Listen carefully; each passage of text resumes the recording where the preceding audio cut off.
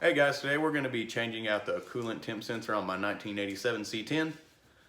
Basically when it heats up, it tells you how much fuel you need versus a cold engine. It'll need a little more fuel versus a warmed up one. So I'm getting pretty rich right now. You can smell quite a bit of gas coming out the tailpipe. So I think the coolant sensor is starting to fail, which it looks pretty old, probably same one from 87. So we're just going to go ahead and change it out. It's a simple $10 fix, shouldn't take more than a couple minutes. You probably want to do it with the engine cold, so that way the fluid doesn't get everywhere. I mean, it's going to get a little bit, but we're going to pull it out real quick. All it takes is a 3/4 inch socket. I'm going to use a deep socket. You can see the temp sensor here. We're going to replace it. 3/4 inch socket will get it. It's usually in the front of the intake manifold.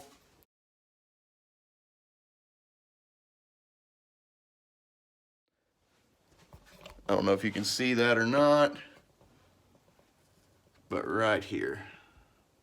So we're just gonna pull it out quick as we can, put the other one back in so we don't lose a whole lot of antifreeze. Once we do that, we're gonna start the car, see how it runs, stuff like that. The temp gauge is actually controlled by a different sender. It's located in the head on the driver's side, right by your #1 spark plug. So that one controls the gauge. So if your gauge isn't working, it may be that, not grounding. So you might change that out if you're having issues there. But we're gonna go ahead and change out the one in the front of the intake manifold today. Hopefully get our rich issue fixed, because it controls basically how much fuel you get. So we're gonna go ahead and do that real quick. Here's the sensor I was talking about on the front of the intake manifold. All I had to do is remove my PCV valve, get it out of the way. This shouldn't be no issue. Tuck it behind there. We'll get the 3/4 inch socket on there, pull it out real fast, and then we'll get the new one put in as quick as we can so we don't lose all our antifreeze, which it's cold engine, so shouldn't be a whole lot circulating. Hopefully we won't lose a whole lot, but we're gonna do it as quick as we can. So basically, to keep from losing a bunch of coolant, we're just gonna keep our new one handy in our hand. Somebody put the Gorilla torque on this one, but it actually comes, you can see it comes with thread locker already, so you don't have to put any tape on it. I think this is actually ground based as well, so you wouldn't probably want to run a whole lot of thread tape on it. You can actually see the top of the sensor turning, so that's probably not a good thing. So it looks like it was failing, so we're going to go ahead and replace it. Remember, you're gonna have a little bit of coolant come out, so that's why we're just gonna switch it over as fast as we can.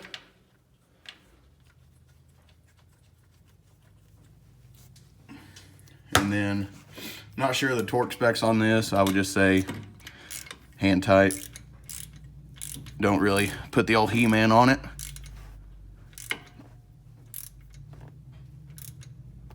And then you will find your plug-in, there it is, and just find the correct orientation, plug her back in. Then you can get some rags, paper towels, clean up a little bit of antifreeze. We didn't have a whole lot of spill. Like I said, the engine is completely cold, which I think it's been leaking from that sensor for a while now anyways, because I usually have a pool here. Not that big of a pool of it, obviously, but after running for a while, it'll leak some antifreeze out. I've actually got a new TBI intake. I think this one has like a stripped bolt hole as well on the thermostat housing. So we're gonna go ahead and throw that new TBI intake on one of these days, but that'll be a little bit in the future. I gotta get that two-wheel drive cleaned out. It actually came with a couple of TBI intakes in there, so we're gonna go ahead and pull one of those out, get it all cleaned up, painted, and throw it on here one of these days. I'll make a video over that. But that's what we're doing, or that's what we did today. During quarantine, kind of slow. We're actually just watching The Office and messing around in the garage. Can you say hi, Luke? So, if there's any other videos you'd like to see, not a whole lot we can replace on the 87, to be honest, but this is pretty funny. It's actually the same sensor that my Holley Sniper runs, because it doesn't start learning, the Holley Sniper doesn't, until you're over 160 degrees, which the one it came with was about 20 degrees cooler than my Dakota Digital gauges. So I went to Napa and picked up a new one, and they're both the same reading now, because I was about 187 on my Dakota Digital on my Holley Sniper, and the Holley Sniper was like 167, so it would barely get into that learn mode. So we went ahead and replaced it with just a part from Napa. This one's from O'Reilly's. It's a Standard Motor Products, and the part number is TX3 if you're needing that. Has a lifetime warranty. I'm not a big fan of O'Reilly's, but it's what they had on hand. I'd rather use AC Delco, but that's what we had. So that's what we used. We're actually, we hit that 50 subscriber mark, and we're actually doing well. We're at 62, so I would like to keep that going. So if we can get some more subs, we might do another giveaway at about 100. But right now, I'm not sure. Might do 100, we might do 250, I'm not real sure. We could give away some Europe taillights if I don't sell those, or I'm sure I've got some other square body parts around here we can get rid of. Figure since I'm already doing a video, I could do a little quick update. We've got the AC working in the 87 C10. All I had to do was replace the hoses that run to the compressor. They're pretty weather cracked and leaking, so we got those replaced. Did a quick vacuum on it, did a leak test, make sure it wasn't leaking. Then we pulled about an hour-long vacuum on it to boil any moisture out of the system. It did the leak test. We did a leak test on it for about an hour. It held good as well. And then we charged it. I think factory was 3 pounds of R12. So the conversion chart I had was like 2.45 pounds of R134. So we got it. It blows about 42 running down the road. So pretty cool. I actually had to, I don't remember if y'all remember that piece behind the seat. Basically it goes from your AC box over to this vent. I got that put back under there as well. And we also installed a safety feature, a fire extinguisher. It's a 5-pounder. It's rated for trash, wood, paper, flammable liquids, and electrical equipment. It's ABC. It's made by Amerex. Supposed to be a pretty good brand from all the reviews. I had a video of this, but it got corrupted of the install. Basically, I used my nut cert gun, drilled some holes, and nut certed it into the cab of the floor, or the floor of the cab, sorry. And you just use some button head bolts to install it. It's pretty sturdy, as you can see. Not gonna go anywhere. It's just a nice peace of mind whenever you're on a long trip.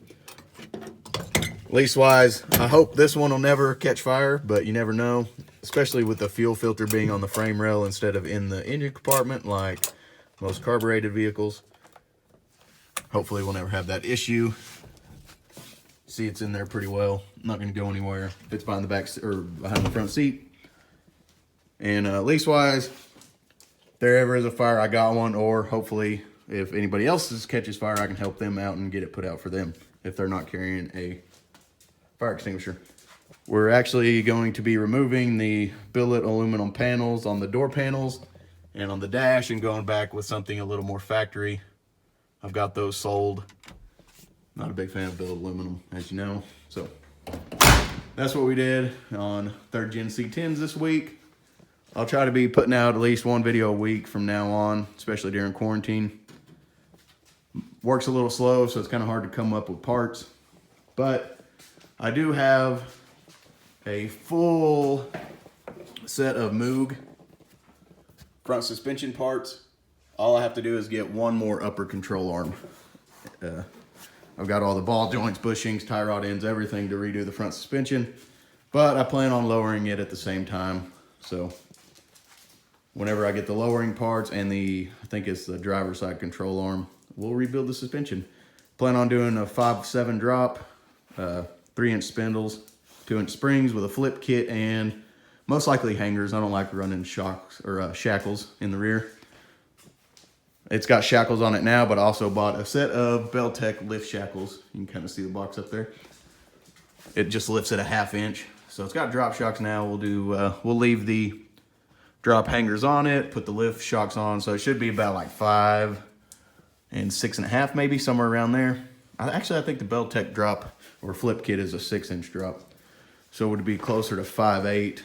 We could go 6.8, but I don't know how the steering geometry would be. I might have to run like strong arms or something to get it correct. So we might see. Or we may just use the whole front suspension we have on the K5 Blazer build. But as of right now, that's what we're doing. Just trying to kill some time, work slow because the oil's down. Doesn't help with this COVID-19 going on. So we're kind of just quarantining ourselves and trying to stay busy in the garage. If you like the video, please like, comment, subscribe. We're trying to grow this channel. I'm really enjoying it lately, so we'll try to keep it up. Until next time, guys.